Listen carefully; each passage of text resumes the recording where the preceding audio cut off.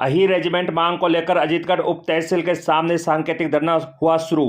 इस सांकेतिक धरने की शुरुआत अजीतगढ़ प्रधान एडवोकेट शंकरलाल यादव ने श्री कृष्ण भगवान के दीपक जलाकर पुष्प अर्पित कर शुरुआत की गई।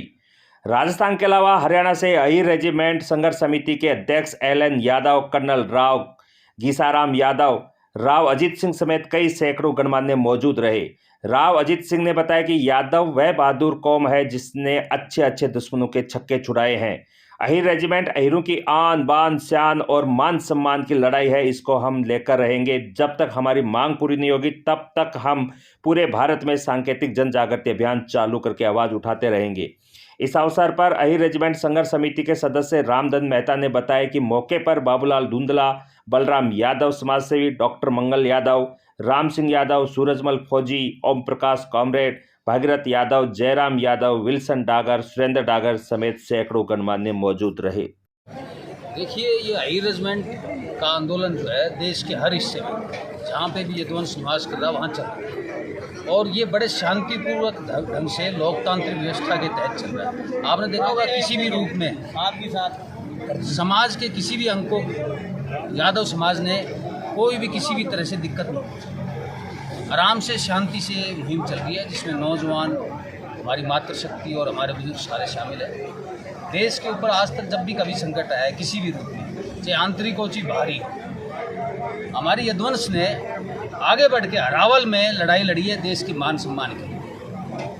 अब हमारे बुजुर्गों ने जो शहादत दी है, जो बलिदान दिए हैं देश के लिए, उनके पहचान सम्मान के रूप में, सच्ची श्रद्धांजलि के रूप में अहीर रेजिमेंट का गठन इस पूरे यदुवंश समाज की जो है एक मांग। और आपको ताज्जुब होगा कि ये इतिहास में पहली बार कोई समाज देश पे मर मिटने का हक मांग रहा है।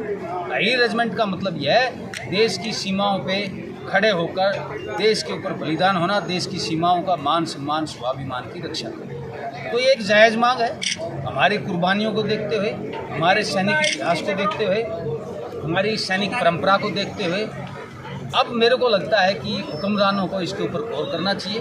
और जो अंग्रेज़ों ने 1857 में हमको सज़ा दी थी देशभक्ति की, आज 2022 के अंदर ये सज़ा ख़त्म होनी चाहिए। अंग्रेज़ चले गए हैं, हमारा मुल्क है, हम इस देश के सच्चे बेटे हैं, हम इस देश के राष्ट्रभक्त बेटे हैं और हमारी तमाम हमारे बुजुर्गों की कुर्बानियों को, शहादतों को मद्देनज़र रखते हुए उनको श्रद्धांजलि के रूप में अहीर रेजिमेंट का गठन हो, यही पूरे समाज की एक मांग है। 3 बिंदु हैं। पहला बिंदु है अहीर रेजिमेंट क्या है। जो ये भारतीय सेना है, हमारी भारतीय सेना जातीय आधार पर वर्गीकृत है। जातीय आधार पर मतलब रेजिमेंट्स में बटी हुई है। Sikh regiment, Maratha regiment, Jat regiment, Rajput regiment and so on, इस प्रकार रेजिमेंट्स में बटी हुई है। और जिस रेजिमेंट में जितनी वैकेंसी होती हैं वो वैकेंसी उसी जाति से भरी जाती है। जैसे मान लो मराठा रेजिमेंट में 500 वैकेंसी हुई तो वो 500 मराठाओं से भरी जाएंगी। इसका मतलब ये हुआ कि ये दातालाई आरक्षण है, ये उनका दातालाई आरक्षण है। ये सुनिश्चित है कि कितने बंदे यहां लगेंगे, रिजर्वेशन है ये उनका। फिर बात आई भाई ये आरक्षण है, रिजर्वेशन है। दूसरा है ये आन बान और शान का मामला है। आन बान और शान का मामला मतलब उनके कंधे पर नाम लिखा हुआ है। मान लो कोई जाट रेजिमेंट है तो जाट लिखा हुआ है, राजपूत रेजिमेंट है तो राजपूत लिखा हुआ है, मराठा लिखा हुआ है। फिर हमारे कंधे पे नाम नहीं है कहीं पे। अहीर आपने कहीं किसी के कंधे पे लिखा हुआ नहीं देखा होगा। फिर बात आती है यार हम तो ठीक ठाक कौम में पैदा हुए हैं, फिर क्या कारण है कि हमारे कंधे पे नाम नहीं है। हमारे अंदर कौन सी कमी है? नाम लिखने के लिए क्या एलिजिबिलिटी चाहिए? कौन सी कंडीशन हम पूरी नहीं करते हैं तो मामला आता है।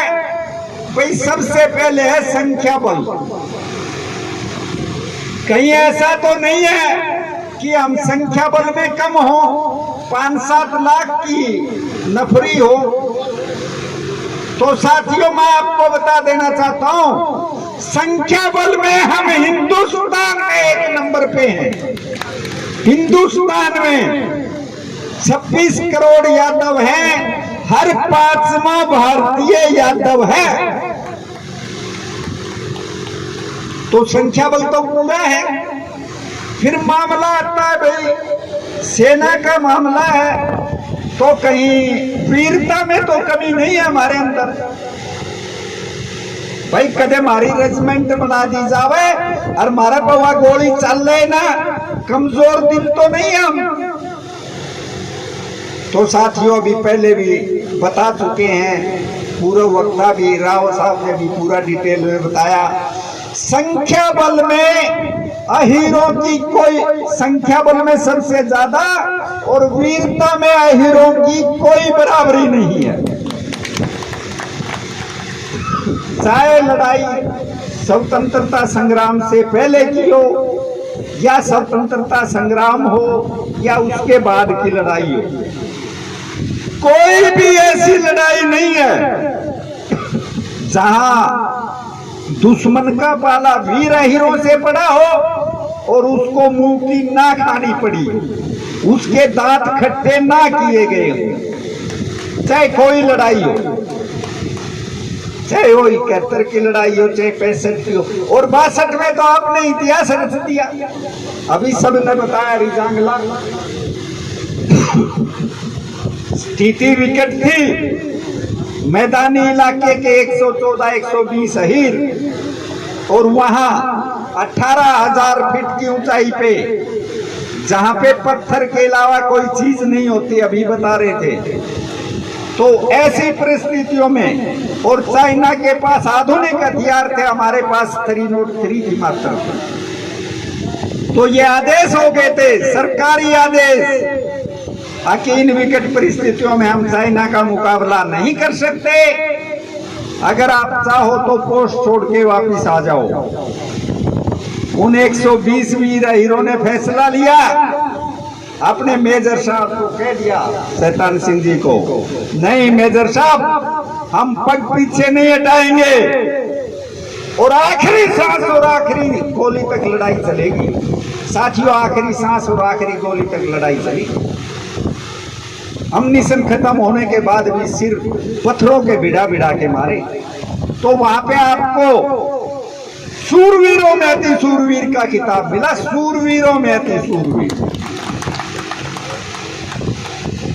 तो कहने का भाव और तात्पर्य ये है कि ऐसी कोई लड़ाई नहीं हो जहां पे अहीरों ने अपना बलिदान ना दिया हो। सब जगह ये मान्यता प्राप्त हो चुकी है पूरे समाज में, आकि ये वीरों में अति सूरवीर है। फिर उसके बाद फिर अहीर रेजिमेंट क्यों नहीं बनी भाई? फिर कंधे पे नाम क्यों नहीं आया? मतलब कंडीशन तो अपन सारे पूरी करते हैं, फिर उसके बाद क्यों नहीं बनी? उसके बाद नहीं बनी तो ये तो अन्याय है ना, ये तो कौम के साथ सरासर नाइंसाफी है ना भैया, तो अन्याय है हमारे साथ। तो इस अन्याय को सहन करते हुए काफी लंबा समय हो गया है, इस पीड़ा को सहन करते हुए। अच्छा एक बात बताओ भाई सारे ध्यान से, ये हमारा हक है कि नहीं? हक से कि नहीं भाई? खून हमने बहाया और हमारा कंधा खाली, तो ये हमारा न्याय संगत हक है और ये हमें मिलना चाहिए। मिलना चाहिए कि नहीं? मिलना चाहिए। तो ये हमें एकत्रित होना पड़ेगा और ये प्रण लेना पड़ेगा कि जब तक अहीर रेजिमेंट का गठन नहीं हो जाता हम चैन से सांस नहीं लेंगे।